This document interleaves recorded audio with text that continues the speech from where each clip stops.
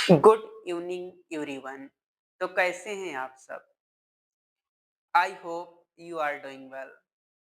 जो भी लोग क्लास को देखते हैं, तो देखने के बाद कमेंट में अपना नाम लिख दिया करिए, ताकि हमें पता चले कि कौन कौन क्लास को अपने देखते हैं। मतलब एक अपनी नाम लिख करके अपनी प्रेजेंटी लगा दिया करिए। ठीक। हमने पिछली क्लास में वर्ब की डेफिनेशन बताई थी और केवल प्रकार बताए थे। फटाक से रिवीजन करते हैं कि वर्ब के टाइप। वर्ब दो प्रकार की होती हैं, फाइनाइट वर्ब और नॉन फाइनाइट वर्ब। जो फाइनाइट वर्ब होती है, इनको तीन कैटेगरी में बांटा गया है, मेन वर्ब, हेल्पिंग वर्ब और लिंकिंग वर्ब। जो मेन वर्ब होती है ये दो प्रकार की होती है, ट्रांजिटिव और इंट्रांजिटिव। हेल्पिंग वर्ब को हम ऑक्सिलरी वर्ब कहते हैं। ऑक्सिलरी वर्ब दो प्रकार की होती है, प्राइमरी ऑक्सिलरी वर्ब और मॉडल ऑक्सिलरी वर्ब। जो प्राइमरी ऑक्सिलरी वर्ब होती हैं ये तीन प्रकार की होती हैं, डू वर्ब, हैव वर्ब और be verb. Do verb do, does, did को डू वर्ब कहते हैं। Have verb have, has, had को हैव वर्ब कहते हैं। बी वर्ब किनको कहते हैं? Is, am, are, was verb को। इसके बाद जो नॉन फाइनाइट वर्ब होती है तीन प्रकार की होती हैं, इन्फिनेटिव, पार्टिसिपल, जीरेंड। जो पार्टिसिपल होते हैं तीन प्रकार के होते हैं, प्रेजेंट पार्टिसिपल, पास्ट पार्टिसिपल और परफेक्ट पार्टिसिपल। सभी को नाम याद हो गए हैं पक्का? आगे बढ़े हम। आज हम इनके बारे में बताएंगे कि फाइनाइट वर्ब क्या होती है, नॉन फाइनाइट वर्ब क्या होती है, ट्रांजिटिव वर्ब क्या होती है, इंट्रांजिटिव वर्ब क्या होती हैं। ये सारी चीजें इस क्लास में हम कवर करेंगे। बात समझ में आई?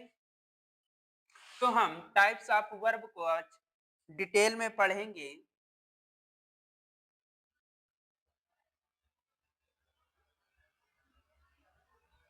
Types of verb.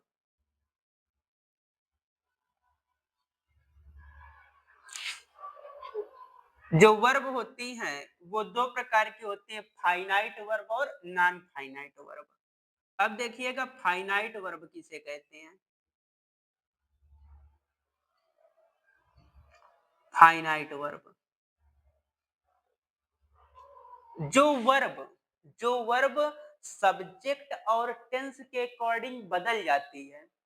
जो वर्ब सब्जेक्ट और टेंस के अकॉर्डिंग बदल जाती है उसको हम फाइनाइट वर्ब कहते हैं। ये सब्जेक्ट और टेंस के अनुसार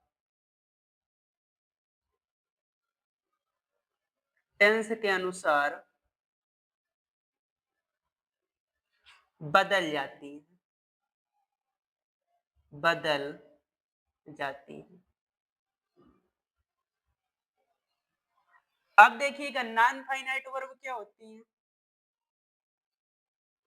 नॉन फाइनाइट वर्ब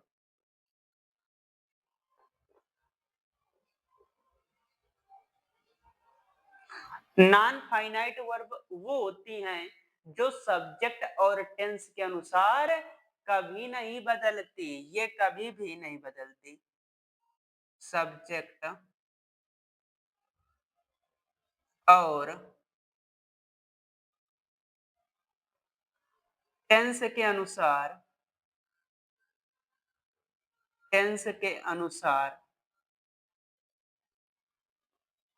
नहीं बदलती हैं,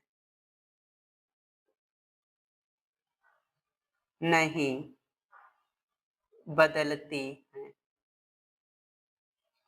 अब एग्जाम्पल से समझिएगा।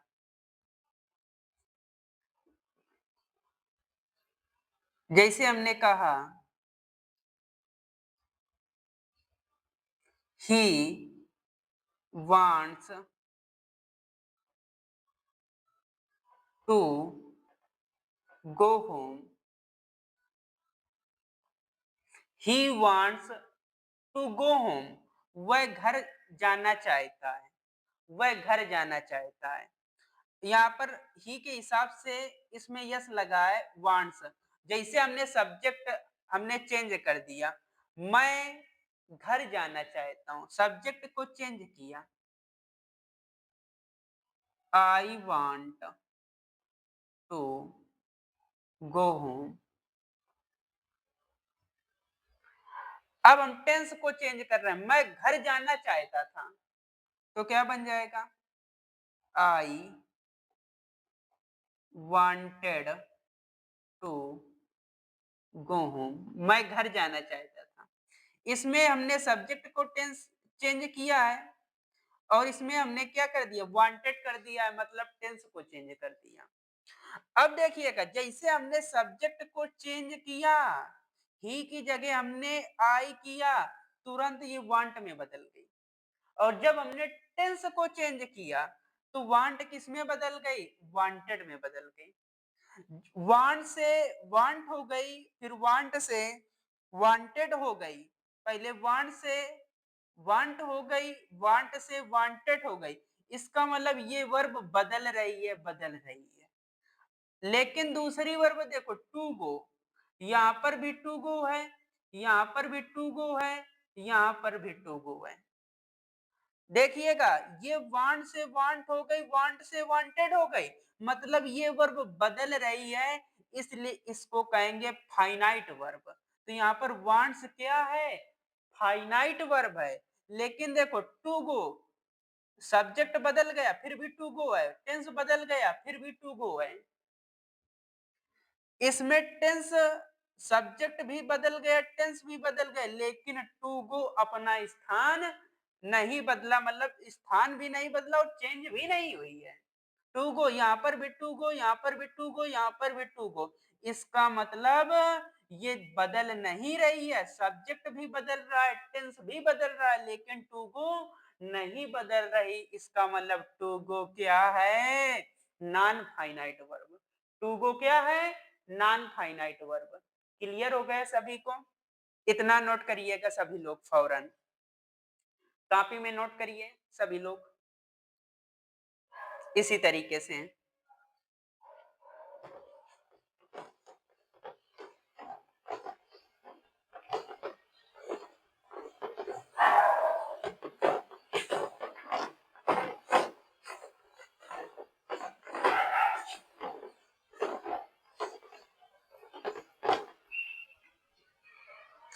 अगली है वर्ब। अगला और हम एग्जांपल समझिएगा, समझते हैं।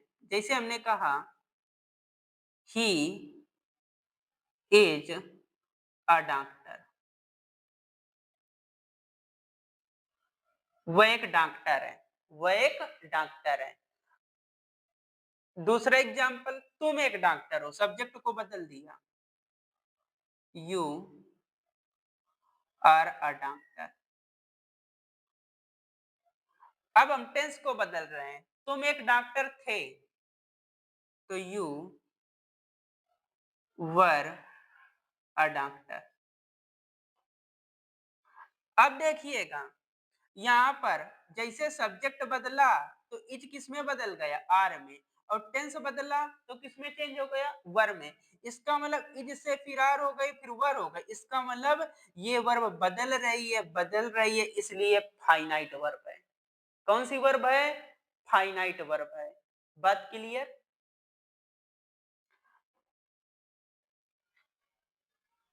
ये भी एग्जांपल नोट कर लीजिएगा।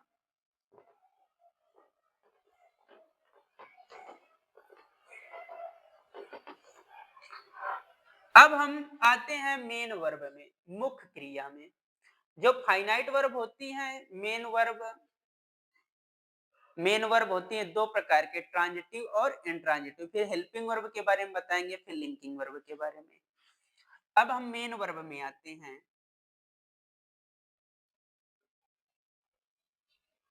मेन वर्ब हिंदी में बोलते हैं इसको मुख्य क्रिया, मुख्य क्रिया। कोई पूछे मेन वर्ब क्या होती है, खेलना, कूदना, दौड़ना, भागना, ये एग्जाम्पल बताने लगना।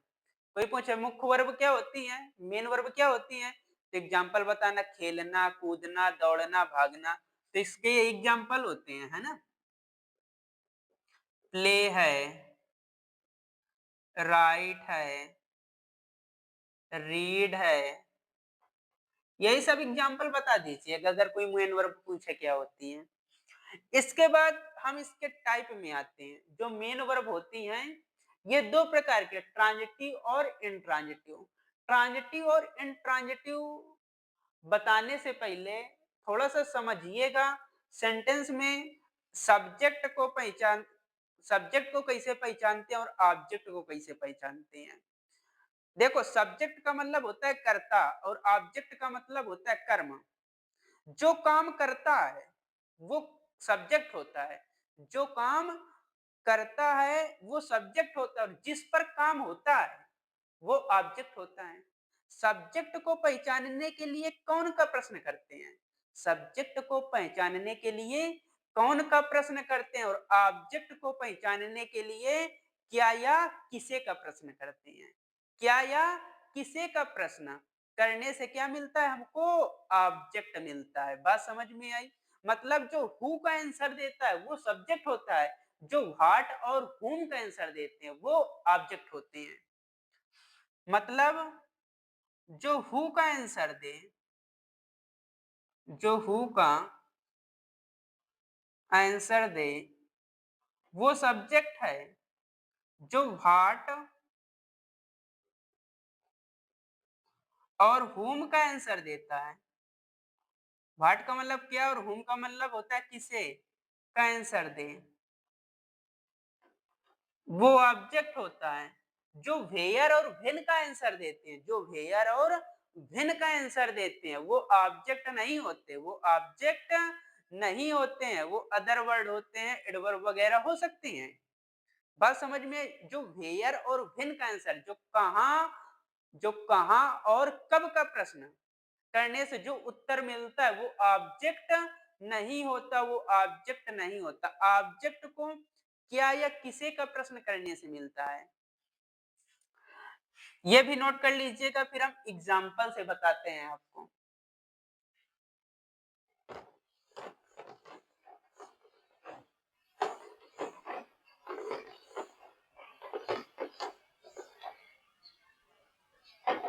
जैसे हमने कहा Geeta, Geeta wrote a letter। दूसरा एग्जाम्पल, गीता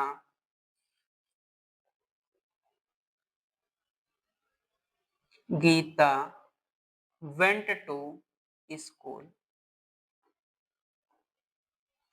अब इसमें हमने कहा सब्जेक्ट क्या है, प्रश्न पूछो कौन पत्र लिखता है, उत्तर क्या मिला, गीता। तो यहाँ पर गीता क्या है, सब्जेक्ट है। कौन, किसने पत्र लिखा, कौन पत्र लिखा, गीता। तो यहाँ पर गीता क्या है, सब्जेक्ट है। अब ऑब्जेक्ट को पता करना है, क्या लिखा, गीता ने क्या लिखा, उत्तर मिला पत्र। उत्तर क्या मिला, पत्र। तो इसका मतलब ये अ लेटर यहाँ पर क्या है, ऑब्जेक्ट है।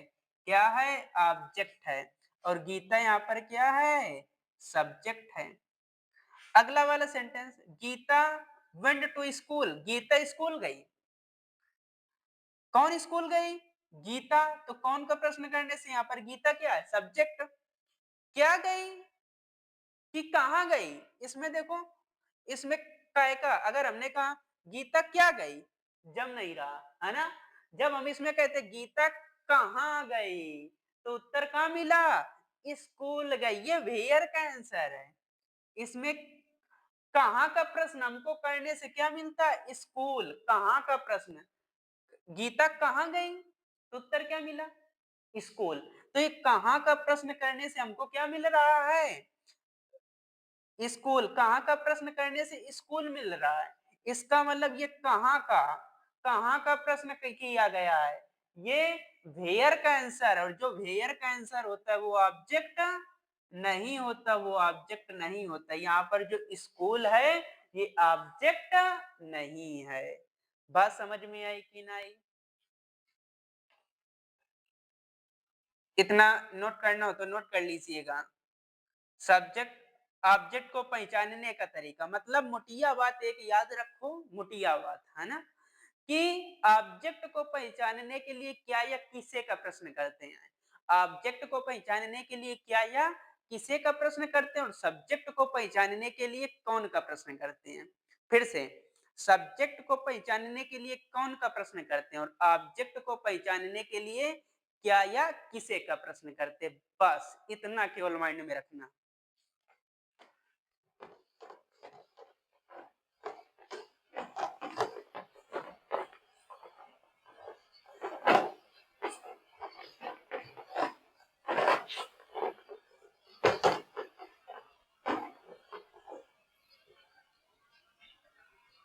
अब हम मेन वर्ब के टाइप में आते हैं, ट्रांजिटिव वर्ब और इंट्रांजिटिव वर्ब।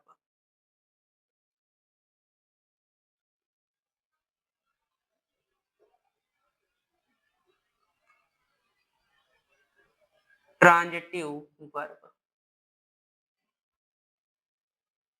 देखिएगा ट्रांजिटिव वर्ब क्या होती है।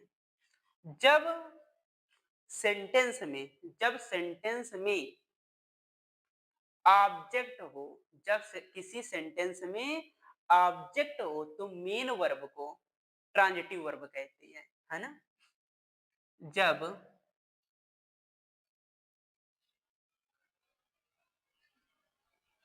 सेंटेंस में जब सेंटेंस में ऑब्जेक्ट हो तो मेन वर्ब को शॉर्ट में एम भी लिख रहे हैं, तो मेन वर्ब को ट्रांजिटिव वर्ब कहते हैं। ट्रांजिटिव वर्ब कहते हैं। एग्जाम्पल, अगर सेंटेंस में ऑब्जेक्ट ना हो तो मेन वर्ब को इंट्रांजिटिव वर्ब कहते हैं। जब ऑब्जेक्ट ना हो, अभी पढ़ाएंगे थोड़ी देर के बाद, इसके बाद। अब इसके ट्रांजिटिव वर्ब की एग्जांपल देखिएगा। ही wrote a letter,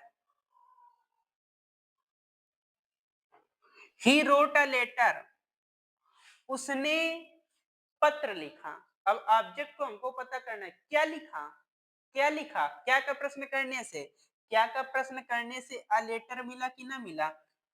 उसने क्या लिखा, पत्र लिखा। क्या का प्रश्न करने से अ लेटर मिला, तो इसका मतलब ये क्या का प्रश्न से हमको मिल रहा है अ लेटर, इसका मतलब अ लेटर यहाँ पर क्या है, ऑब्जेक्ट है। जब ये ऑब्जेक्ट हमको सेंटेंस में ऑब्जेक्ट मिल गया कि नहीं मिल गया, अब सेंटेंस में ऑब्जेक्ट मिल गया, इसका मतलब जो रोट है ये ट्रांजिटिव वर्ब है। कौन सी वर्ब है, ट्रांजिटिव वर्ब है। लिख देंगे ये टीवी है, टीवी का मतलब ट्रांजिटिव वर्ब है। क्लियर हो गया सभी को। अगला एग्जांपल, जैसे हमने कहा राहुल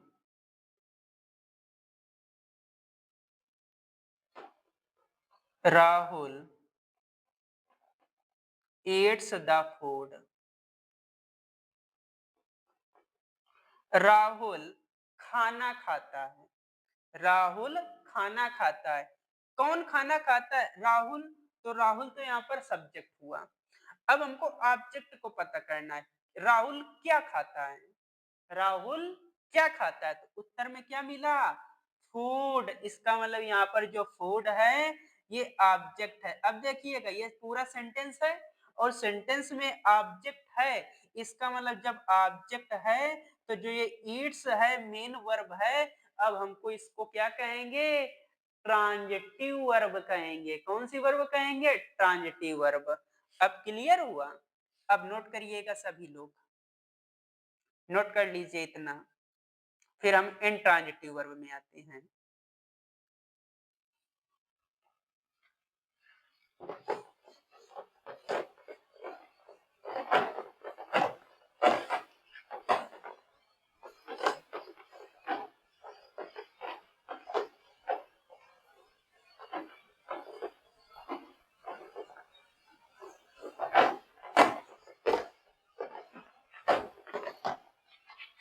इंट्रांजिटिव वर्ब।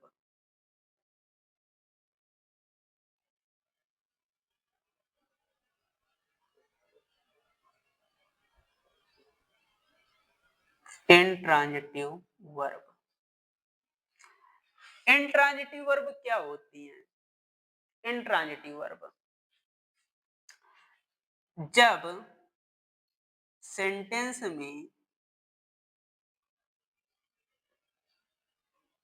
जब सेंटेंस में ऑब्जेक्ट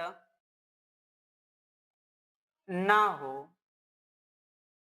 ना हो जब सेंटेंस में ऑब्जेक्ट ना हो तो जब सेंटेंस में ऑब्जेक्ट ना हो तो मेन वर्ब को मेन वर्ब को मेन वर्ब को इंट्रांजिटिव वर्ब कहते हैं। इंट्रांजिटिव वर्ब कहते हैं। जब सेंटेंस में ऑब्जेक्ट ना हो तो हम मेन वर्ब को इंट्रांजिटिव वर्ब कहते हैं। एग्जाम्पल से समझिएगा। Geeta goes home. अब देखिएगा, जब होम के साथ कभी भी टू नहीं लगता है। अगर यहाँ पर हाउस होता या फिर कोई अदर प्लेस होता, स्कूल होता, कानपुर होता, तो यहाँ पर टू आता, लेकिन होम के साथ कभी भी टू नहीं आता। गीता गोज होम, ये हम आप लोगों को एडवर्ब वाली क्लास में पढ़ाएंगे कि होम के साथ टू क्यों नहीं आता है।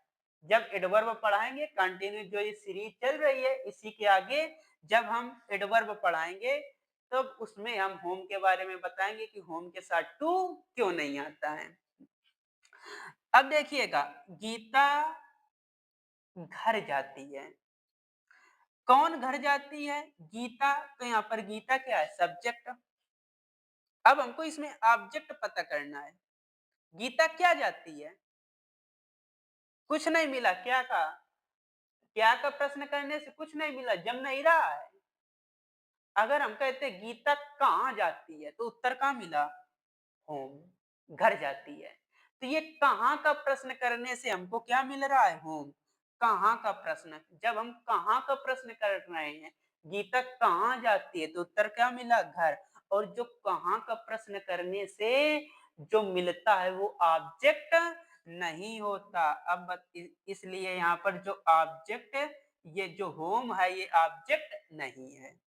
और याद रखना, पैसिव वॉइस में जब हम पैसिव वॉइस बनाते हैं तो गीता गोज होम, इसका पैसिव वॉइस नहीं बनता। क्यों नहीं बनता है? क्योंकि इसमें ऑब्जेक्ट ही नहीं है। पैसिव वॉइस में सब्जेक्ट को ऑब्जेक्ट बना देते हैं और ऑब्जेक्ट को सब्जेक्ट। अब इसमें भैया ऑब्जेक्ट नहीं है तो हम इसका पैसिव वॉइस कैसे बनाएंगे? और कुछ लोग जबरदस्ती इसको पैसिव वॉइस बना देते हैं।